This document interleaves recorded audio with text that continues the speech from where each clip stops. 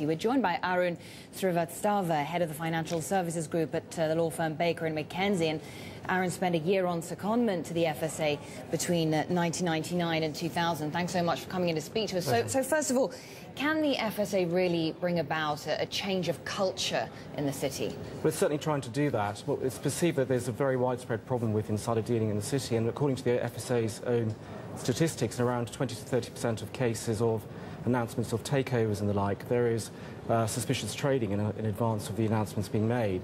So there's perceived to be a problem, and it's something the FSA can't ignore. So for the past 2 to 3 years, the FSA has focused on a policy of credible deterrence, which is essentially trying to bring about criminal prosecution of insider dealing, as opposed to dealing with it according to a civil route and simply imposing a fine. In the old days, you used to be able to just simply pay a fine and possibly even move your operations to Switzerland and get on with life as usual. Now that the threat of jail looms. And how effective have the credible, the deterrents, as you call them, how effective has that strategy been? Well, I think it's becoming effective because until, say, a year ago, there was no proof of the pudding because there was a lot of talk and a lot of perceived hot air without very much follow-through. But certainly in the last year, we've seen 5 sentences of imprisonment for insider dealing, 3 cases which are pending, and a string of arrests being made. Things like 143 FSA personnel being involved in dawn raids on 16 city institutions and employees' home addresses will inevitably draw a lot of attention and cause people to wake up to the real threat of prosecution. Okay, so what about some of the activities that we're talking about as well? You mentioned suspicious trading.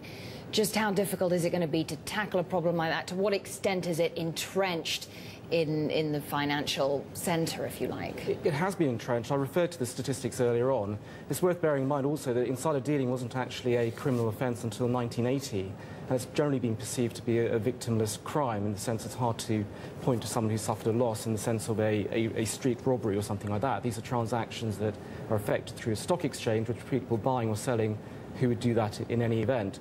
What happens in insider dealing is there's an informational asymmetry, and people are able to exploit confidential information which hasn't been disclosed to the market. The real challenge for the FSA is not so much the detection of suspicious trading, but actually building a credible case to take to a criminal court. And what are the obstacles to building that kind of case? How challenging is it for the FSA to spot where normal market behaviour crosses the line into criminality? Because it's not black and white, is it? No, it's not black and white, and very often clients come to us for advice on what is appropriate and what is inappropriate, and people do take the issue seriously.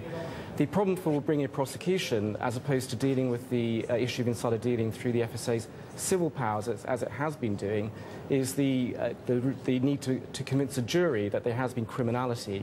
And very often in insider dealing cases, all that a suspect needs to do is come up with some sort of explanation as to why he's dealt, which may not be but it's quite easy to construct a plausible explanation.